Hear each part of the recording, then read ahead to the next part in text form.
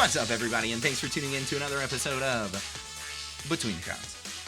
My name is Chris, and with me today, the Ginger Giant. No hands today. Ooh, first time. It was like without emotion. I wanted it to come from deeper in the soul, but it really didn't. One more time. There it is. Anyway, thanks to everybody for tuning in today. Thanks to everybody that's hit us up on the internet this week, on Instagram, on Facebook, on the tweeters. Twitter. If you've left a review on the iTunes Store or the Google Play Store, we appreciate it. If you haven't, do it. It's super easy. It takes like however long you feel like typing, really, is how long it takes. Yep. Kyle did one. The Ginger Giant did one. He reviewed it. Yeah, I did. He is the space cowboy. 8 months after I started on the podcast. Yeah, his Apple ID is a NSYNC reference. Uh-huh. Uh-huh. Yeah. Yep. Anyways, we got a pineapple episode for you today. We're gonna full of nerdy news. Hit some headlines. Do. We're gonna drink some Mountain Dew. Mm-hmm. We're not gonna do that. No, we're not. No, but my wife we would are be so mad. My wife would be so mad at me. But yeah, so let's get into that portion. We're gonna have a pineapple situation. What should I do? Pineapple.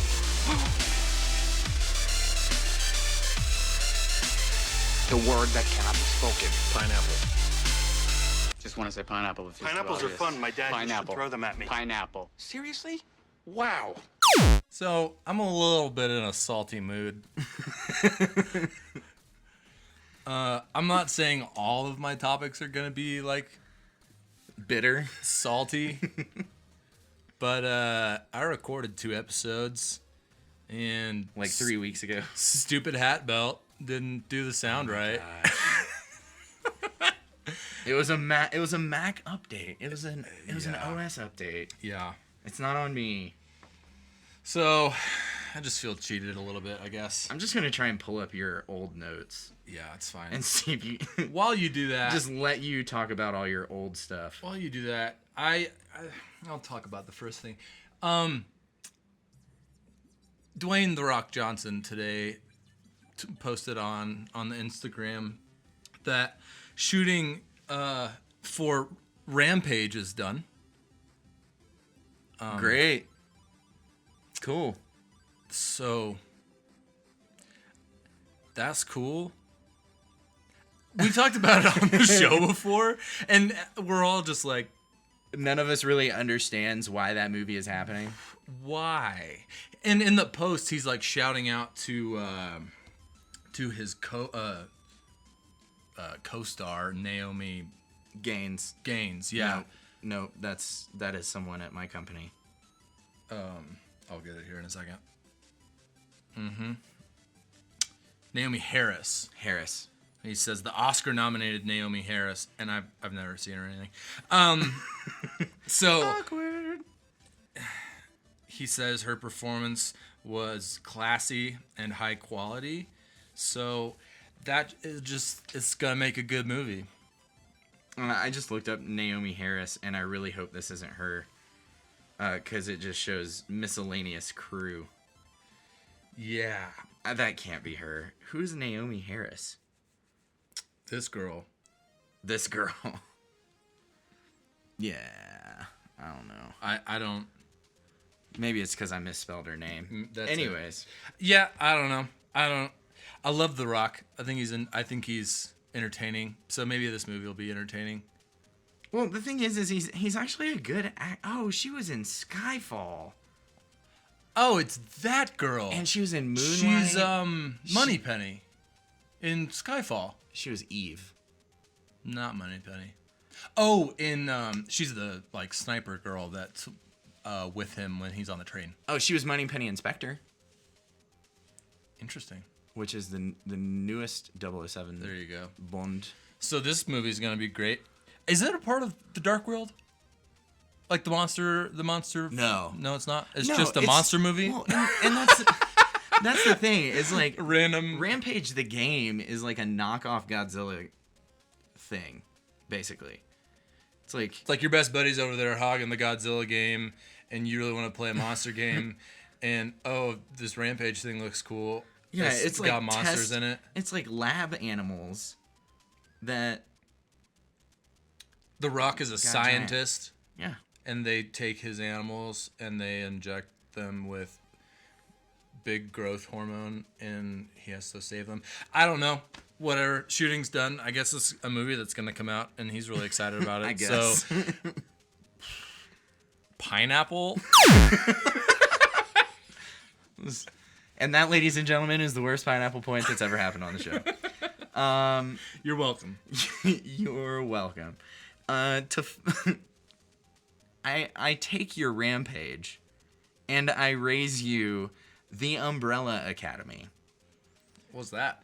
So the Umbrella Academy is a comic series that came out on Dark Horse Comics in like 2007. It ran for 5 or so years. It was written by Gerard Way. Yeah. Of My Chemical Romance. The lead singer is. Yep. So 2000. He put out an album in 2006. He's a busy dude in that time period. Well, the Umbrella Academy, had a great start. It's a really interesting concept. Basically, in a world where JFK wasn't assassinated. Okay. The Umbrella Academy is like a Xavier School for Gifted Youngsters kind of thing for superheroes. And then their Professor X character dies, and then they all like come back. This is the Umbrella Academy takes place after like the golden years. So he dies and they all come back, and it's about like them trying to overcome this evil that has risen after like Dr. Harrowgraves, I think is his name. When they all find out he died. So it had a real good start. Volume 1 of the trades is really great. Really good. Really solid. I really enjoyed it. Won an Eisner Award, which is basically the Oscars of comics. And then Hargreaves. Not Harrowgraves. Hargreaves. Had a really good start. Won an Eisner. And then just plummeted for me quickly. I didn't get into it much after that. I just didn't think it was very good. But it's coming to Netflix. They got a 10 episode season. I don't really know how to feel about it. It's the thing that drew me to it so much is the art style is very, very cool. It feels very like the look of it is very comfortable. Like it's a huge... doesn't push the limits. This kind of stuff you've already seen before. Not necessarily. It looks like a comic. Like it looks like your regular comics, but it also has this really unique art style that I really haven't seen before in comics, which is really cool.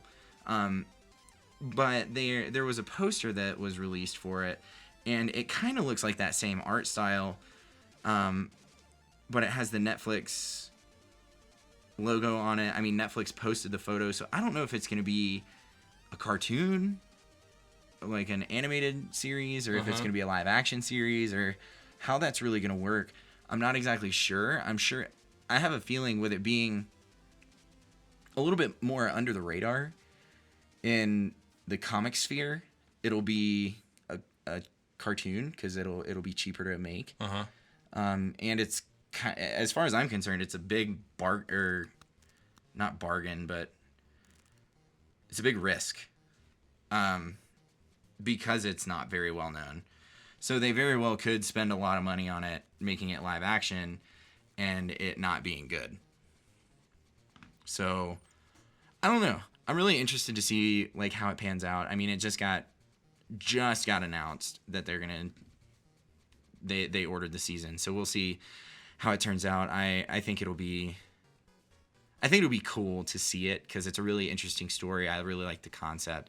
I just worry about the execution and like how long they try to take it out and how true they'll stick to the actual comics. But yeah, pineapple. I guess I'm not like down about this one. I found something to be positive about.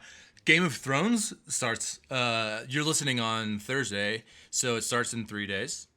My wife and I are really excited about it. We're so excited about it that we watched an episode from season 1 last night before we went to bed. And it's cool to go back and watch those episodes because this world is so complicated and intertwined. There are things that carry over from book 1, from season 1 of the show that still haven't been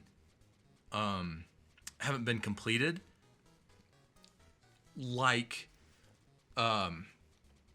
Arya getting Needle, and there's heaviness now because we know that she's been trained as an assassin, and Jon tells her the first rule is sticking with the pointy end, and she hasn't really killed anyone with Needle. Yeah, Needle has killed someone. I think Needle killed the boy they were traveling with. I can't remember his name. The really annoying boy. What about the dog?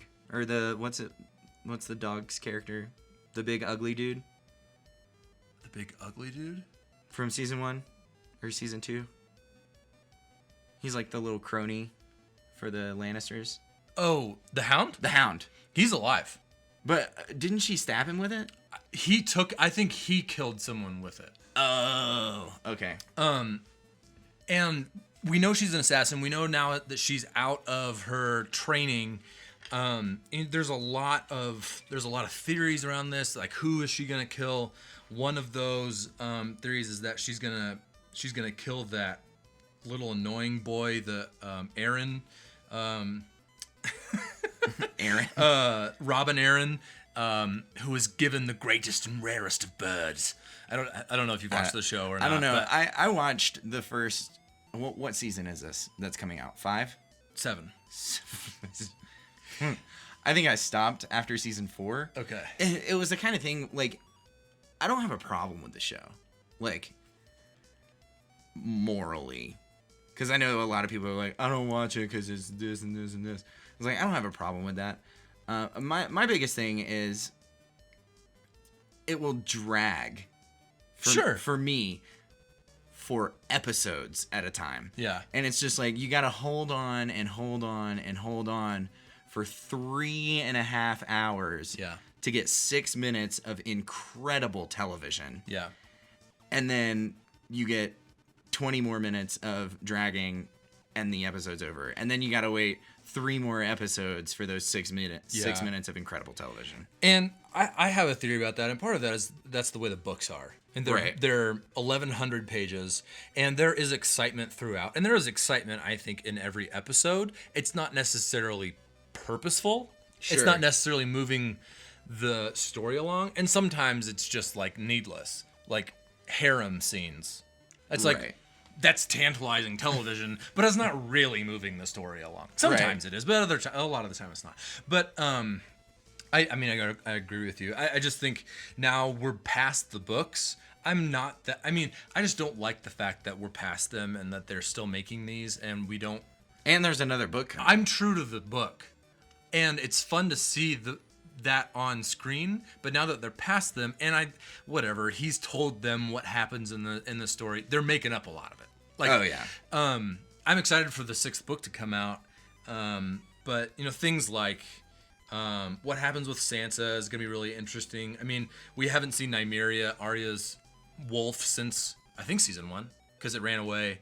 It might come back. The wall most likely falls in this season.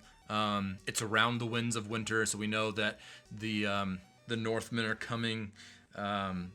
The Northmen are coming. Daenerys is coming over the sea. That was one of the last scenes of this last season. And we're gonna get a lot more of the dragons. There's exciting stuff to come.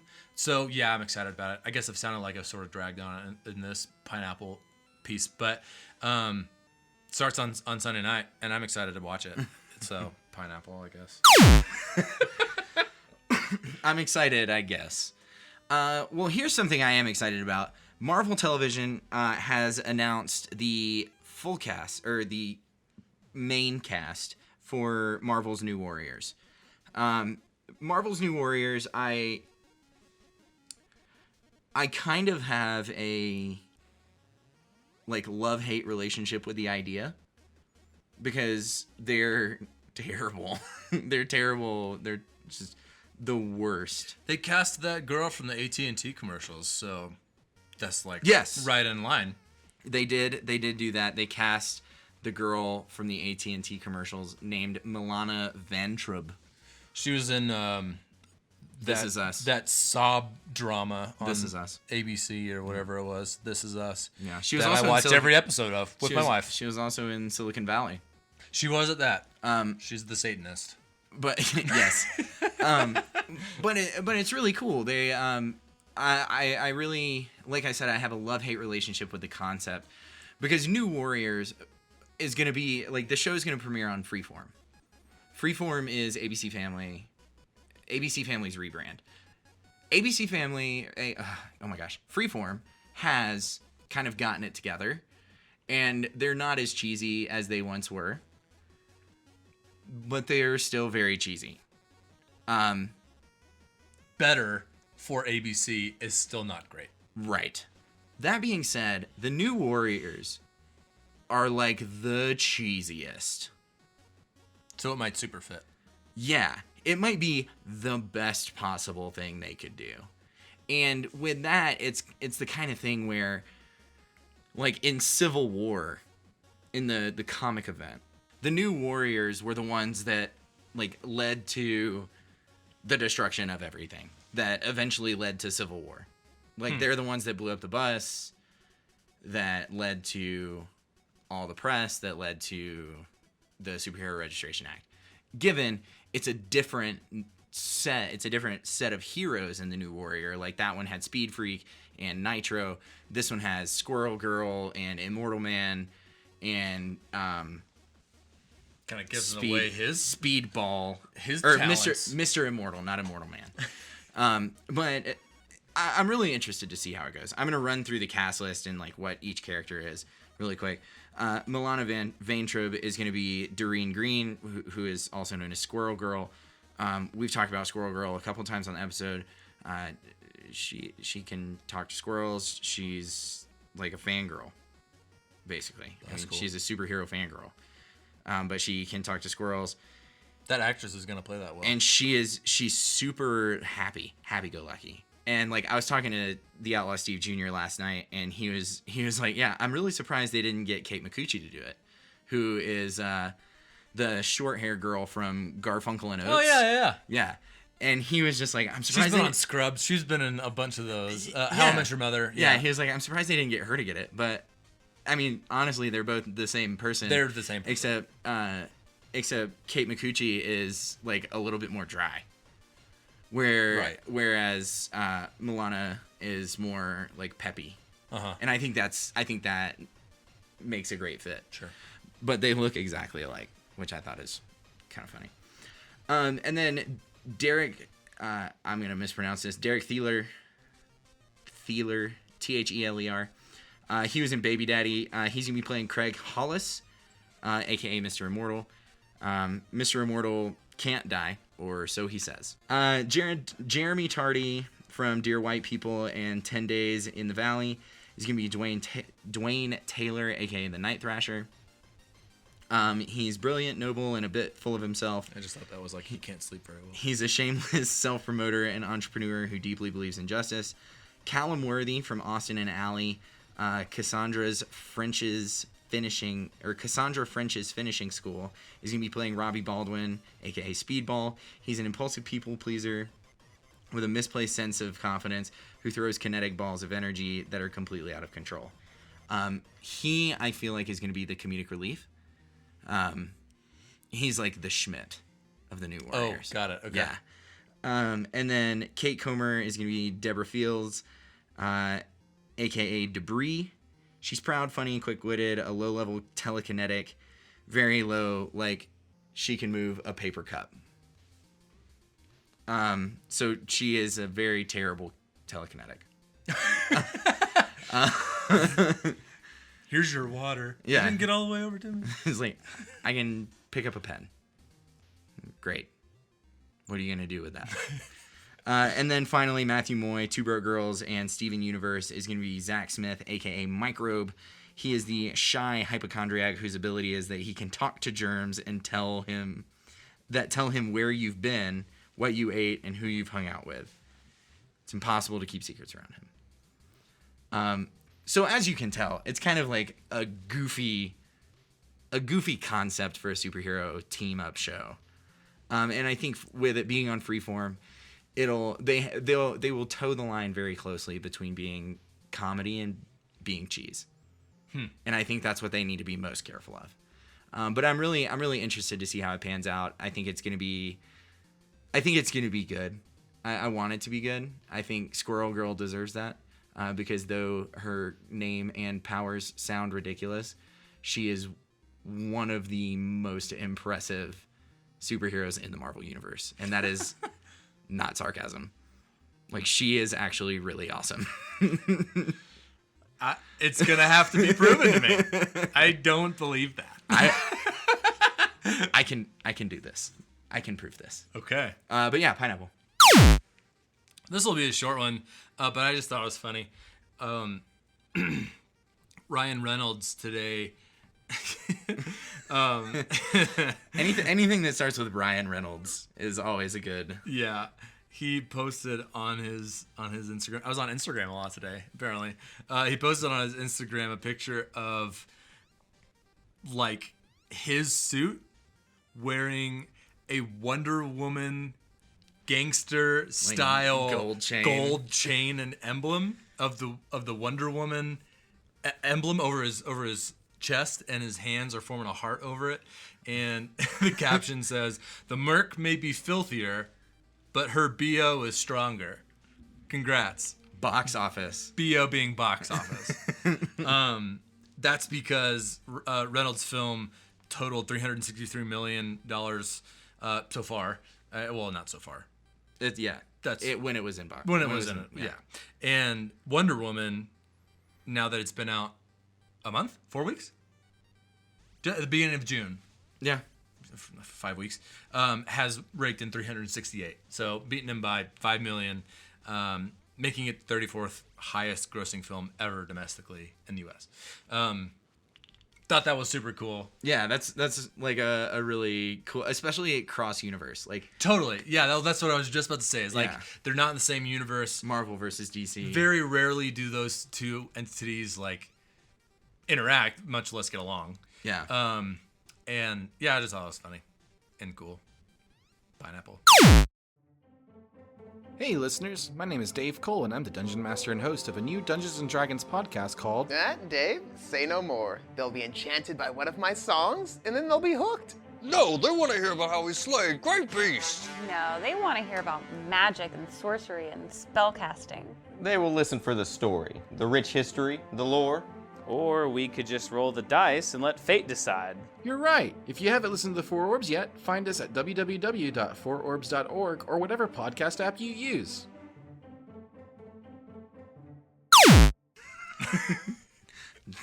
That is all. I'm obviously phoning this in, so... So we talked about Spider-Man Homecoming. We talked about Donald Glover's character being Aaron Davis. And we talked about on our review that Aaron Davis is the uncle of Miles Morales. Aaron Davis is a criminal known as the Prowler, who eventually becomes good. In the comics, Miles Morales is Ultimate Spider-Man in another Marvel universe, 36113, I think. Don't quote me on it. That's a... Quote him on it. Do it. Someone quote him on it. Don't quote me on it, because then I'm going to want to look at it. You look it up while I'm talking. Look it up. Miles Morales. But anyways, Donald Glover, Miles Morales' uncle. He talked about his nephew, Miles Morales, in the movie, but he didn't say Miles Morales outright. So finally someone decided to ask, IGN decided to ask Kevin Feige if we could expect Miles Morales to show up in the MCU. And, oh man, 1610. I was so off. Wow, I was way off. Somebody asked Kevin Feige if we'll be seeing Miles Morales in the MCU. And his response was kind of like we did with the Doctor Strange mention in Guardians of the Galaxy. We wanted to let everyone know that, or not Guardians of the Galaxy, in Winter Soldier.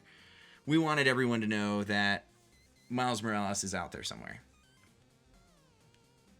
So he is in the MCU, Miles Morales, somewhere.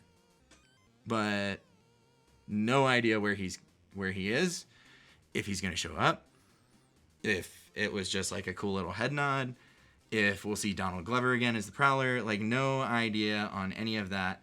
And even Kevin Feige said, if and when we see him, I don't know. So kind of just a little bit of closure on that thing that we talked about on the roundtable on Monday. Just, is Miles Morales out there? Yes. Will we be seeing him? Who knows?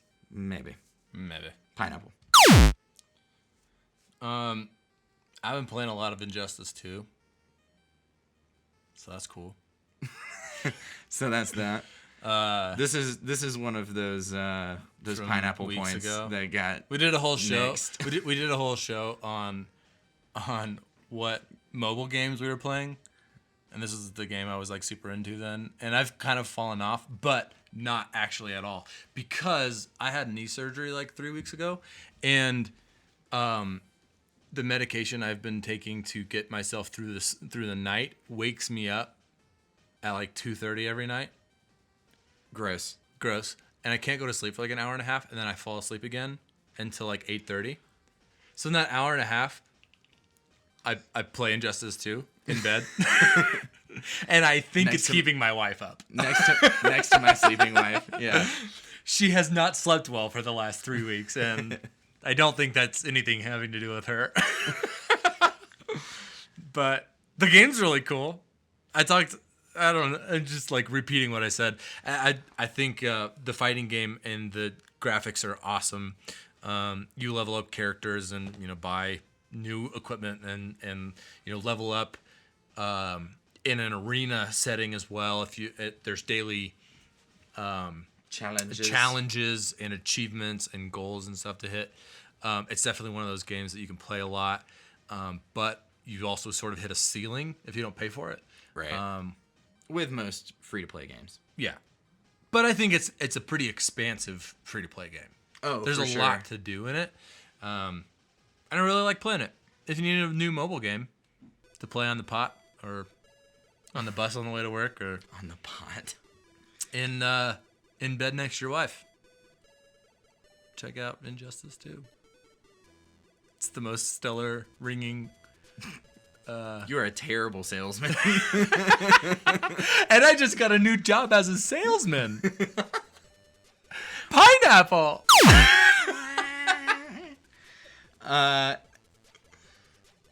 Let's talk Star Wars. Star Wars: The Last Jedi. Potential spoiler, maybe. Star Wars editor-in-chief Jason Ward is reporting that R2-D2 gets a friend. R2-D2. So there will be a scene in The Last Jedi where a porg, which is a species of bird that is going to be featured in the film, flies up and sits on R2-D2's head. Uh-huh. And it's adorable. And that is to quote a source within The Last Jedi that it is adorable. Oh, I think it's a really cool thing, especially with there's like a little drawing of it too. I mean, it is super cute. I think it's a cool thing though, just to kind of add that, like, R2-D2 had his moments in The Force Awakens where he was like comedic relief, where he like shot the finger and like stuff like that. Yeah. Like, he's always been that kind of character. Sure. And with BB-8, it's a little bit different because he's like the forefront droid now. And he's a little bit of the innocent puppy. Yeah. Oh, for sure. And R2 is kind of like the grumpy old man now. Yeah. So I love that. Like, I can imagine it's gonna turn into like a get off my lawn kind of situation with R2. Like this cute little like stubby bird is gonna land on his head, and he's gonna just like flip out or like shock it, like just electrocute this bird, something crazy. But I just thought that was like a really interesting thing to release to the press. Like, we're coming up on Star Wars. Star Wars Last Jedi comes out this winter. It comes out in December, I believe, Christmassy times, the week before Christmas. Yeah. And I thought it was just really weird. Like, we're gonna release this one thing about a bird landing on R2-D2's head, but they won't give us like any more plot details, or they won't tell us like who the hell Snoke is. They won't tell us like if Han sacrificed himself. They won't tell us any answer to the questions that we want answered. But they'll tell us that a bird lands on R2's head. It's like, is that the most enticing thing you can get us to get excited about it? I mean, we're talking about it on this podcast. We are, yeah. So I guess it worked. All press is good press. All press is good press. But Star Wars Last Jedi comes out this December. So make sure you go check it out. You can see a cute little bird land on little R2-D2's head. And hopefully something funny will happen. Pineapple. You don't have another one, do you? I was just thinking of them. I don't know. I saw a new trailer for Dark Tower. And there is a new trailer out Matthew for Dark Tower. McConaughey is freaking intense. Oh my gosh. In it. When he has that fireball? Uh-huh. Good grief. And I was watching it again, and my wife was there. And the whole lines... and they show up... Stranger Things. There's a trailer for Stranger Things. I haven't seen it yet. Well, there was a new teaser trailer for Stranger Things. But they called it the first teaser trailer for Stranger Things. So apparently no one tuned into the Super Bowl. I guess not. Except me. As you were. Dark Tower. Yeah, I'm in like 5 books right now, so I need to put all of them down and finish the last one, which is 1,100 pages, in the next like 28 days. And that would have been great if I was still unemployed, but I'm not. So I gotta finish that book. Audiobooks, bro. Well, I already have. And you carpool, so that's not super conducive. Nope, it's not. I'm really excited for the movie, do you want to listen to the last book of this series with me while I ride in your car? Without any context, you like won't know. I will not answer any questions. I swear to God, if you talk, I will rip your tongue out. What I was gonna say earlier is just like the quotes about I don't shoot with my hand. Mm-hmm. He who shoots with his hand forgets the face of his father. Mm-hmm. I mean, that stuff is like sprinkled throughout. Oh yeah, the books, but they are not as intense when you are reading it. Maybe it is when you're listening to it. I don't know. No, but they are not all together in one like bam, bam, bam, bam, like hitting you in the face moments. Oh my gosh! As in it is in that trailer. It's so good. I kill with my heart. And like every time Idris turns his head to the camera, I shudder. When he shoots the guy across the field. I'm stoked for that. I couldn't be more excited about a movie. Gosh. I'm more excited about that movie than I am about Star Wars. And that's a big deal for me. I hope it does not suck. I mean... I cannot have that storyline, I don't know.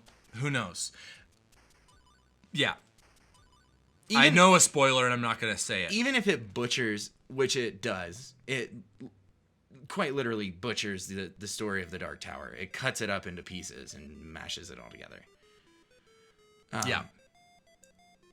So even if the story isn't great, or even if like the story is all chopped up and piecemeal, I just hope it's cohesive and it makes sense. And as a one single unit movie, I hope it is a good movie. I heard something from Matthew McConaughey a while ago when he like turned down a role in a Marvel movie to accept the role of the Man in Black for this movie, that he accepted this one because it would be an ongoing character. Interesting. So that to me speaks that there are going to be multiple Dark Tower movies. But how is it going to work? I don't know. Yeah. I have no idea. Because without giving too much of the story away, I think... Because we haven't seen Eddie. We haven't seen... Right. It's absolutely Susanna. not the first book. It's absolutely not the second book. It's absolutely not the last book. Right. But we know Stephen King has said it fits in the canon. But it kind of is the first book. But it kind of is. Like, there are a lot of the not screenshots, but the sections of the trailer have been from the first book. Like, when Jake first enters the world. But Susan's not in the first book. We know Susan from book 4, and we know Susan's in this movie. Right, but and there's the scene in the trailer where the tower explodes. Yeah. So maybe it's the Susan storyline, because it's a flashback that's told over a campfire, basically. Yeah. In the actual books. And there are multiple dreams and visions and all this kind of stuff. Yeah, so maybe she's just a dream or a vision. That the gunslinger has of the tower being destroyed. Well, sir, right, yeah. The Man in Black's been in it since essentially the death of the gunslingers. So maybe it's a prequel. Maybe it's everything leading up to book 1. Book 1 starts, or the movie ends where book 1, act 1 ends. I don't want to give too much away. There's too much that we could say that we shouldn't say. Yeah. Read the books. I mean, you're not going to finish them before the movie, but they're great books. They're sort of hard to get through, but they're some of them. A couple of them. I mean, they're just... The action in them is ridiculous, and the suspense is so great. enveloping. Some of them is... Yeah, they're just... Stephen King. They're great. That's what I'm excited. I mean, I'm excited about it. Yeah. I wanted to end it on a positive note because I was kind of down on this episode. But I think that I'm really excited to see what they do with the story. And go watch the new trailer. Pineapple. Lucy Liu. Still a person. Still around. Yep. Still doing stuff. She is going to be directing season 2 of Luke Cage. What? So not a black woman. No, accurate, very accurate. She's gonna be directing season 2 of Luke Cage. She's in Elementary right now on CBS. Mm-hmm. I think CBS. Yes. It's the Sherlock show. She plays Joan Watson. She's directed a handful of those episodes. She had her first film come out 5-6 years ago that she directed. Cool. So she's got some director chops under her, and she is gonna be directing the second season premiere. Not the whole season, just the first episode. Just one episode. Got it. Of Luke Cage. But still, that's super awesome. I'm really excited about it. I don't know if anybody out there other than me watches Elementary. I love it. I think it is a very, very clever Sherlock-esque show. Cool. It's never seen an episode. It's very different from Sherlock. Benedict Cumberbatch Sherlock. Mm-hmm. There's a lot more struggle with the family, the Holmes family, a lot more struggle with the drug problems that have been persistent throughout every storytelling of Sherlock Holmes. I don't know what episode she has done for Elementary. I can't remember them off the top of my head, but I have not seen a single episode of that show that wasn't that stands out as a bad episode. Mm-hmm. So I just think it's really neat that that she's gonna be directing that show. It's coming out in 2018. Don't really have a ton of information on it, other than she's going to be directing it, and she's historically done a lot of action, so I mean, just from an acting perspective, she'll have a good grasp on that element of the show. Oh, for sure, and especially coming off of the heat of Defenders, which comes out next month. So that was quick, wasn't it? A month and a week comes out. So, do we know the August next 18th. Jessica Jones No. season? No. I don't think so. But coming off of the heat of Defenders and with Luke Cage coming out in 2018, I mean, coming off of its own heat after season 1. Yeah. Huge hit. Yeah. Defenders coming out in August. Going to be a huge hit, I hope. And then season 2, she's taking the premiere As long as episode. they make fun of Iron Fist the entire time. Well, I think that's kind of Luke Cage. Like, that's what he's going to be doing the whole time. But I think it's going to be really cool to see her, like, in that position with such a well-developed character. Like, she's not picking it up from scratch. She's taking a character and starting the second phase of its life. Yeah. But yeah, I think that's going to be really neat. Pineapple. And that's it. That's everything. Made it through the show. Did it. Tired. It's late. It's hot. It's hot. It's really hot. But we did it, man. Yes. We sweat and bled for you, the listeners. The listeners. We didn't bleed. I picked a scab off. I didn't bleed. Off That's of my knee. disgusting, man. What? Put it in my pocket. At least you didn't eat it like Goldmember, just like peeling the skin off his bag. Did you ever see that? Lou in them? No, Goldmember. Nope. Never mind. She was in Charlie's Angels. Yeah, that's it. Yeah. I get those with confused. Drew Barrymore and Cameron Diaz. That's right. Yep, that was a movie that happened. Just in case anyone forgot. Yep. But I didn't. thanks to everybody. Bernie Mac was in that movie. Bernie Mac was in it. He was Charlie, I think, wasn't he? Yeah. But thanks everybody for tuning in. If you're interested in sponsoring the show, check out Patreon, Amazon, Social, and Satchel. Not Social. Social's not a place. It's a concept. Check out our website, betweenthecons.com. Do it. Link out to all our social media sites. Love it. Do the good stuff. And then, if you like our theme music, check out Afixa on Bandcamp. And finally, tune in on Monday because we are interviewing Pat Haskew of Third Floor, The Third Floor, which is a visualization studio. They do previs and post-viz visual effects work for Marvel movies. Other movies, but I mean, they've done historically a ton of Marvel movies. But he's also worked on Beauty and the Beast, Teenage Mutant Ninja Turtles Out of the Shadows, 47 Ronin, the first Hunger Games movie. So tune in. We're going to be interviewing him and Meet the Geek. It's going to be a great time. You don't want to miss it. You guys have a great weekend. We will talk to you on Monday. Bye-bye.